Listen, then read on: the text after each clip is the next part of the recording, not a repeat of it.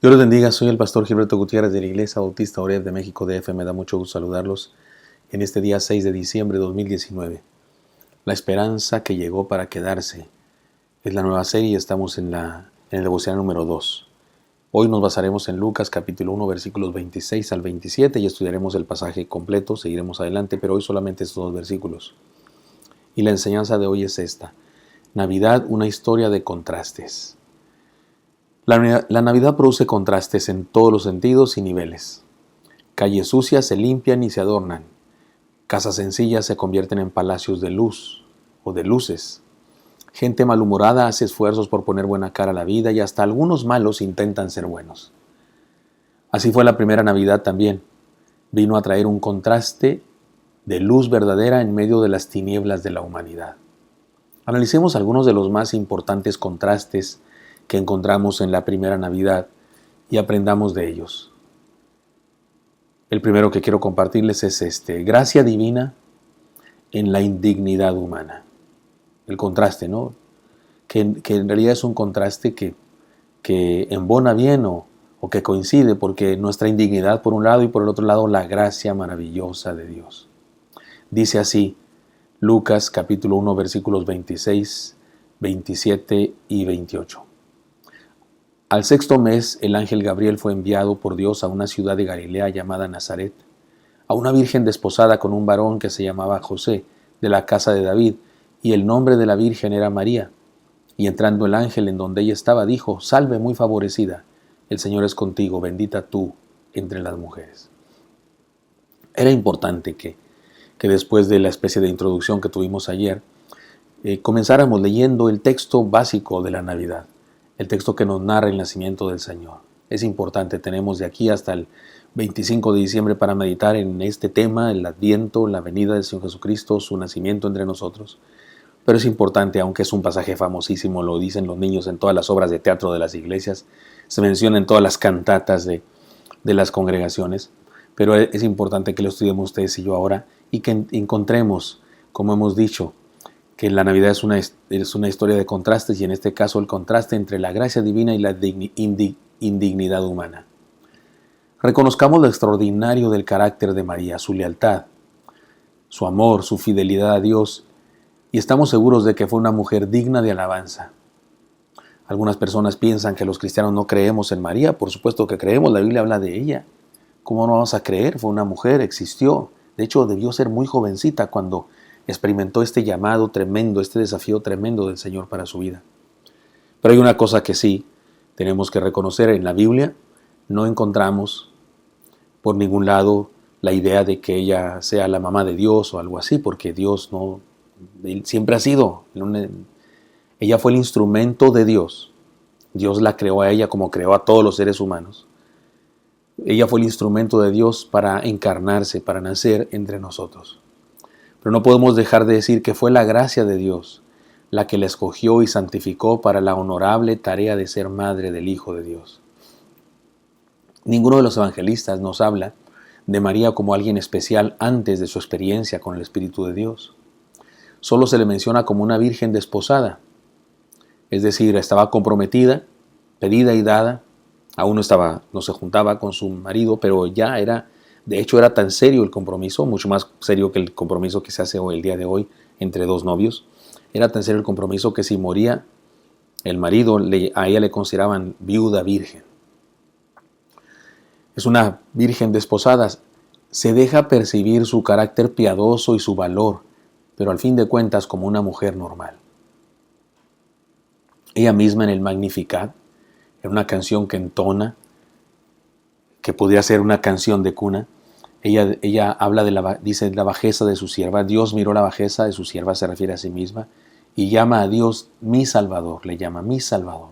Ella, igual que todo ser humano, tuvo que ser salvada por la gracia de Dios, no por méritos propios, sino por la gracia de Dios, igual que todo ser humano que ha nacido en esta tierra. El único que ha vivido sin pecado, solo hay uno, es Jesucristo. Y la Biblia lo dice muy claramente, que solo Él vivió sin pecado. Se deja percibir su carácter piadoso, insisto, su valor, pero al fin de cuentas una mujer normal.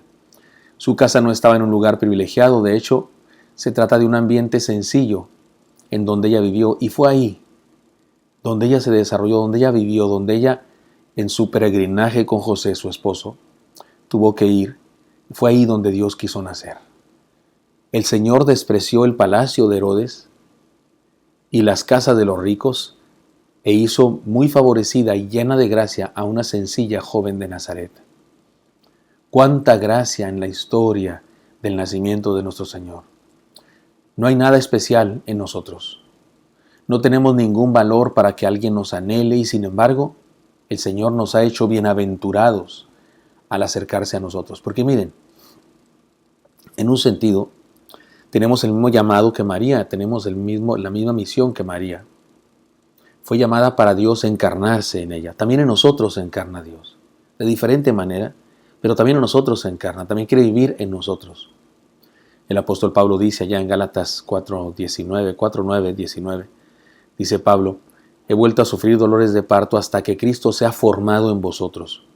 Y la palabra formada en vosotros, esa palabra formado, es la palabra que se usaba para referirse al embrión creciendo en el vientre de una mujer. Así que sí, nosotros también recibimos a Cristo en nuestra vida y también se encarna en nuestra vida y por eso decía Pablo también en Gálatas 2:20, con Cristo estoy juntamente crucificado, ya no vivo yo, mas Cristo vive en mí. Cristo vive en mí y lo que ahora vivo en la carne lo vivo en la fe del Hijo de Dios, el cual me amó y se entregó a sí mismo por mí. Es decir, Cristo quiere vivir en nosotros también. Así es que, y no es porque tengamos algo de mérito y no es porque seamos alguien muy valioso, es por la pura gracia de Dios. La Navidad nos recuerda el contraste entre nuestra indignidad y su maravillosa gracia. Como la nieve blanca que cubre los callejones y los lodazales, así es la gracia de Dios que cubre y limpia nuestro pecado, que nos dignifica a pesar de nuestra indignidad, y todo por su gracia.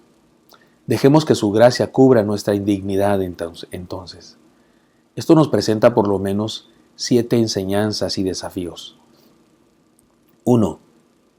Más importante que de dónde venimos, importa a dónde vamos con Dios.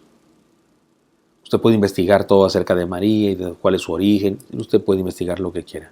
Pero lo importante fue a dónde le llevó Dios a ella. La escogió para una misión y eso es lo importante.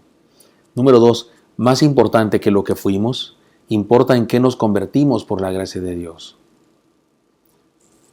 ¿Quién fuimos antes de conocer a Cristo? Gente en desesperanza, en dolor, en pecado, en vicios. Perdonen ustedes, mi tos.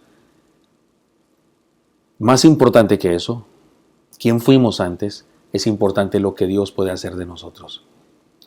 Cuando el Señor trató con Pablo, Saulo de Tarso fue derribado a tierra y estuvo durante 3 días en ayuno. Y Dios le dice a Ananías, ve a la casa de la derecha donde ya vive un tal Simón y ahí hay un Saulo de Tarso, ora por él. Y Ananías le dice, Señor, pero ese hombre persigue a cristianos, ve porque instrumento escogido me es para anunciar mi palabra y yo le mostraré cuánto debe sufrir. Tal vez eso de sufrir le gustó a Ananías y fue. Pero resulta que, ¿quién era Pablo? Un matacristianos. Eso no era tan importante como quién iba a llegar a ser el apóstol a los gentiles, el autor de más de la mitad del Nuevo Testamento. 13 cartas salieron de su escritura. Así que más importante que lo que fuimos, importa lo que nos convertiremos por la gracia de Dios. 3, más importante que la opinión de la gente es la opinión de Dios. Yo no estoy seguro qué pensaría María si ella pudiera vernos. La Biblia dice que los que están en el cielo no pueden vernos, no hay manera de que no abran una ventana y nos ven todos los días. Será un infierno para nuestros padres, nuestros abuelos. Imagínense vernos ahí en el cielo sufrir. Será un infierno para ellos, con todo respeto para los que creen de otra manera. Pero no estoy seguro qué sentiría María si supiera lo que algunas personas piensan de ella. En su época, ella y José fueron acusados justamente. A los fariseos, cuando hablaron un día con Jesús, le dijeron, nosotros no nacimos de fornicación, porque había ahí el chisme entre la gente que él había nacido en esas condiciones. Eso es una blasfemia y era una mentira, pero la opinión de algunas personas para José y María fue negativa. Más importante que la opinión de la gente es la opinión de Dios sobre nosotros. 4, más importante que las dificultades de la vida, es importante la misión que Dios nos llama a realizar. Sin duda, José y María tuvieron dificultades bárbaras, tuvieron que caminar caminar, viajar de su tierra a otro lugar, a la tierra de origen de José para ser censados. Eso fue bastante, embarazada ella, eso fue difícil, todos sabemos, no nació en un hotel, no nació en un palacio, no nació en un mesón, nació en un establo. Porque más importante que las dificultades de la vida es importante la misión que Dios nos llama a realizar. 5. Más importante que la fecha exacta de su nacimiento es dejarle nacer en nuestra vida. Hay gente preocupada por eso. Sin duda, el Señor Jesucristo no nació el 25 de diciembre. Es la fecha menos probable de todas. No sabemos cuándo nació, pero esa fecha sabemos no fue. Las evidencias del Nuevo Testamento, cuando leemos las condiciones que había, nos dejan entrever que no nació el 25 de diciembre. No sé si fue un error o fue intencionalmente, pero más importante que la fecha exacta, es importante que nazca en nuestra vida. Eso es importante. 6. Más importante que lo que podemos hacer por Dios es lo que Él puede hacer por nosotros. Todas las religiones del mundo nos llaman a hacer cosas por Dios, a portarnos bien por Dios, a agradarlo, a rendirle obediencia para que esté contento, como si dependiera de nosotros su estado de ánimo. Más importante que lo que podemos hacer por Dios es lo que Él puede hacer por nosotros. Y es por gracia que lo hace en nosotros y solo nos pide una cosa, que creamos en Él. 7. Más importante que entender lo que vivimos es entender cómo lo va a usar Dios. José estaba confundido, tenía miedo cuando se enteró que su novia, con la que estaba comprometido, estaba embarazada. María también tenía temor, por eso el ángel le dijo, no temas, porque ¿cómo que estoy embarazada y estoy comprometida? ¿Y qué va a pasar? Más importante que entender lo que vivimos, porque en ocasiones no entendemos lo que nos pasa. Pero más importante que eso es entender cómo lo va a usar Dios. Algo quiere hacer Dios con eso. Algo va a usar de nuestra vida, aún en medio de esta tribulación que vivimos el día de hoy. Pablo entendió muy bien este asunto de los contrastes de la gracia de Dios, que la gracia de Dios revela, cuando solicitó sanidad y Dios no le concedió su petición. Pablo tenía un aguijón en la carne, no sabemos qué era, y le pidió a Dios que se lo quitara, y Dios no se lo quitó. Y Pablo entendió eso de los contrastes de la vida. Miren, les leo lo que escribió al respecto. Y me ha dicho, bástate mi gracia, porque mi poder se perfecciona en la debilidad. Por tanto, de buena gana me gloriaré más bien en mis debilidades, para que repose sobre mí el poder de Cristo. Por lo cual, por amor a Cristo, me gozo en las debilidades, en afrentas, en necesidades, en persecuciones, en angustias, porque cuando soy débil, entonces soy fuerte. Vivamos una aventura de contrastes por la presencia del Señor en nuestra vida. Espero que esto sea útil para usted y me encantaría encontrarle el día de mañana. Hasta pronto.